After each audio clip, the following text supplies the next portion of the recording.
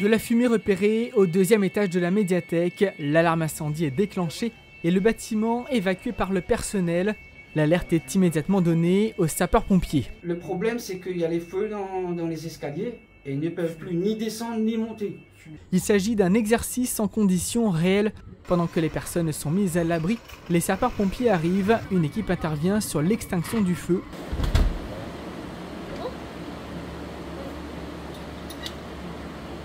Une autre équipe déploie à la grande échelle pour prendre en charge une victime située au dernier étage. Elle est examinée une fois arrivée au sol. Vous avez fait un malaise ou qu'est-ce qui s'est passé? Oui, un petit malaise suite à l'affolement. D'accord. Tout au long de l'exercice, plusieurs observateurs analysent les gestes des personnels de la médiathèque.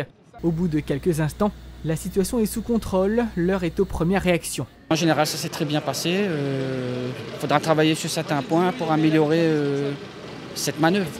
Le directeur de la médiathèque prépare cet exercice avec ses équipes depuis plusieurs semaines et dresse un premier bilan après la dispense d'une formation.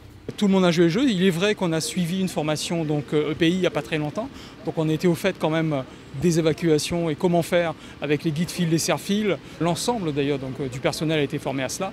Donc on n'était pas vraiment surpris, enfin surpris si, par l'exercice, mais pas surpris par le déroulé. Un exercice en conditions réelles pour se préparer à toute situation liée à un incendie.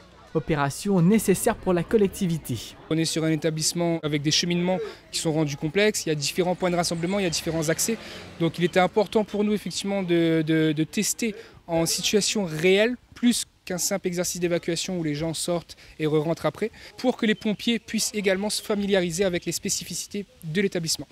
Le concours des sapeurs-pompiers rend l'entraînement encore plus réaliste et permet aux soldats du feu de s'approprier ce bâtiment particulier, mais aussi de s'entraîner une fois de plus. Le bâtiment il est de type EA+3, donc il est important et je dirais pour le personnel de connaître les lieux et de mettre en œuvre justement nos techniques pour mener à bien notre mission de sapeurs-pompiers, notamment sur les incendies.